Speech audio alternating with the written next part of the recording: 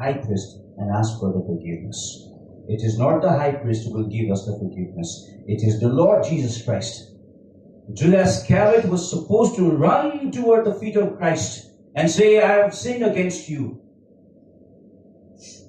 So he did the right thing, but with the wrong person. उसले ठीक काम त गर्यो तर गल्ती व्यक्तिसँग गरिपठायो. यसमा हाम्रो जीवनमा कोही बेला हुन्छ हामी गरिपठाउँछौँ प्रभुलाई कोही बेला सानो सानो कुरामा बेची पठाउँछौँ साथी पठाउँछौँ होइन यति बेला चाहिँ हामीले कसलाई गराउनु पर्यो प्रभुलाई प्रभु मान्छेसँग मात्रै गरेर हुँदैन नि मान्छेलाई मात्रै सरी ल कोही बेला के गरी पठाउँदा मान्छेलाई मात्रै सरी ल भन्नु हुँदैन हामीले त जब मान्छेलाई के गरी पठाउँछौँ स्वर्गको विरोधमा गल्ती गरी पठाउँछौँ त्यो चाहिँ होइन त्यसकारण पहिला कुरा याद गर्नुपर्ने ठिक कुरा गर्नु कोसँग ठिक मान्छेसँग गर्नु पर्यो.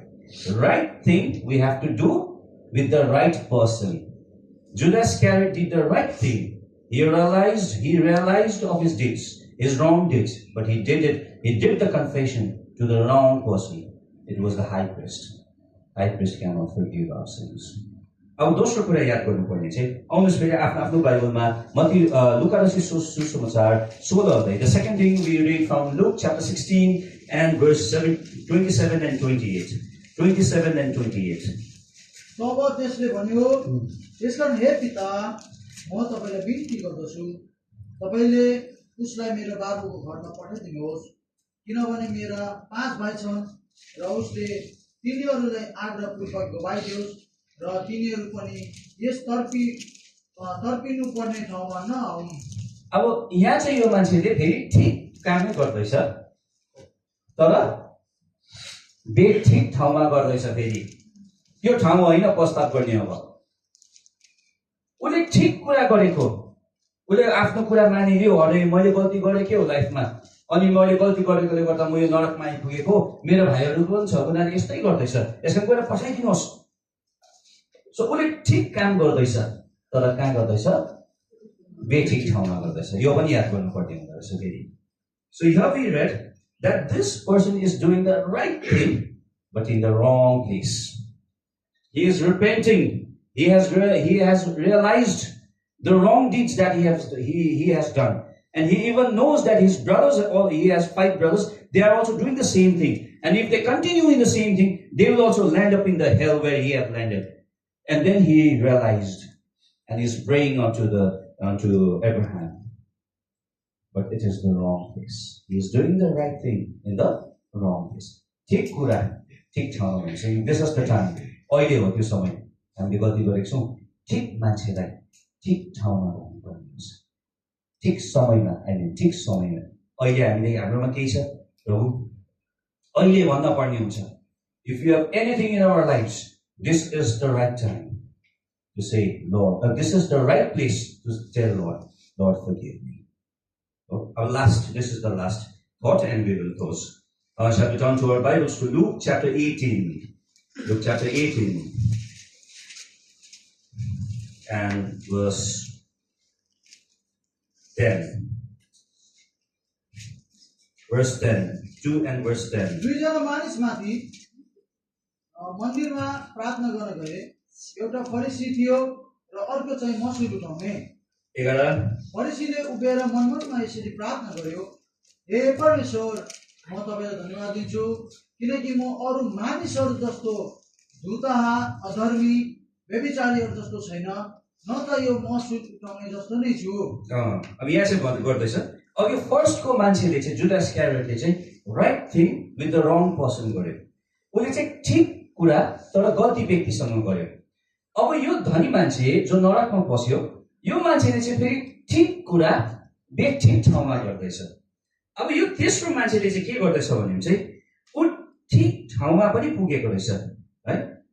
दुईजना मान्छे कहाँ गएछ मन्दिरमा गएछ. ठिक ठाउँमा पुगेको हो कि होइन ठिक ठाउँमा पुगेको. अर्को चाहिँ मन्दिरमा के गर्नु गएको अरे प्रार्थना गर्नु. ठिक ठाउँमा ठिक कुरा गर्नु नै गएको हो पनि तर उसको मोटिभ सोच चाहिँ ठिक छैन रहेछ. फेरि ठिक ठाउँमा पनि आइपुग्यो ठिक काम गर्नु पनि आइपुग्यो तर उसको विचार ठिक छैन रहेछ. यो पनि हुँदैन. The first person Judas Iscariot, he did the right thing with the wrong person. The second person who was in the hell, he did the right thing, but it was the wrong place. Now this person, in Luke chapter 18, what he is doing is, he is doing the right thing. He went to pray. That's the right thing to do. And he is in the right place. He went into the temple. But with the wrong motive. Wrong motive ले गएको छ. अनि त्यहाँ गएर उसले आफ्नो certificate निकाल्छ प्रभुको अगाडि गएर. प्रभुको अगाडि गएर चाहिँ मैले यसो गरेर त्यसो गरेर कसरी भन्ने जुन प्रभुले चाहिँ रगत बगाएर हिँड्नु भयो. कोडा खानु भयो, थुकाइसक्नु भयो तपाईले मेरो लागि. अनि भन्ने प्रभु तपाईको लागि मैले नि के गरे भन्ने. के गरे भन्ने. त्यो त के रे बिल गेट्सलाई मेरो गोजीमा 2 रिङ्गेट छ भनेको जस्तै हो. बिल गेट्सलाई संसारको धनी मान्छेलाई तपाईको गोजीमा भएको 1000 रिङ्गेटको कुरा गर्नु मिल्छ? मेरोमा पनि छ है 1000 रिङ्गेट छ भनेर चाहिँ बिल गेट्ससँग कुरा गर्नु मिल्छ? या अहिलेको धनी मान्छे को हो? दिक्क चाहिँ भन्नु पर्यो नि. इलोन मस्क है. अन्त उसलाई चाहिँ आफ्नो गोजीमा भएको 2-4 त्यो सही रिङ्गेट देखाउनु मिल्छ? प्रभुलाई हामीले गरेको चाहिँ यति कुरा गर्ने कि प्रभुले कति दान गरिदिनु भएको छ होइन. त्यस कारण हामीले त्यो कुरोलाई ठानेर अब उपरान्त हाम्रो जीवन जो रहेको छ हामीले सेवा गर्नुपर्ने हुन्छ. अनि सेवा गर्नुको लागि चाहिँ ढिलो गर्नु हुँदैन. सेवा गर्नुको लागि चाहिँ ढिलो गर्नु हुँदैन. प्रभुले तपाईँ र मलाई खुन बगाइकन माया गरिकन मृत्युमा परिकन बढी उठ्नु भयो.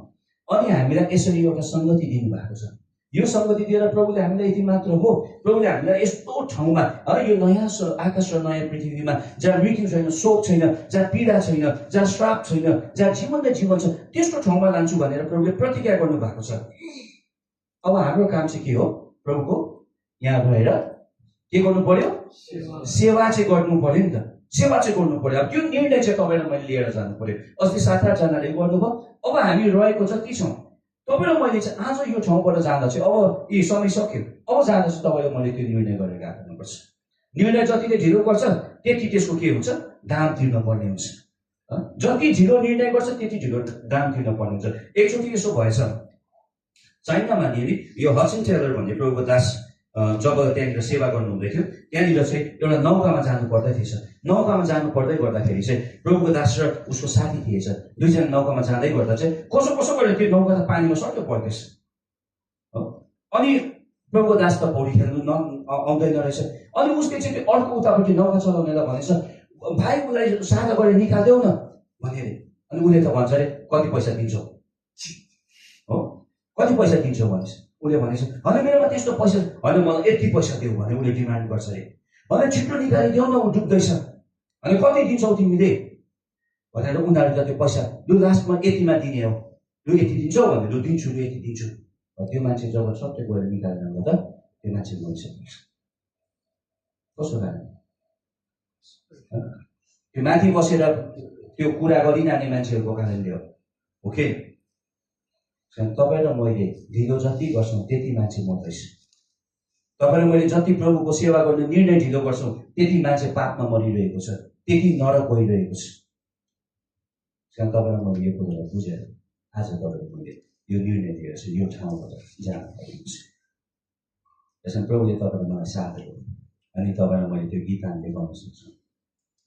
एउटा गीत छ, यीशुको पछि म हेर्न लागे, यीशुको पछि म हेर्न लागे, यीशुको पछि म हेर्न लागे, फर्कन्दिन फर्कन्दिन फर्कन्दिन फर्कन्दिन.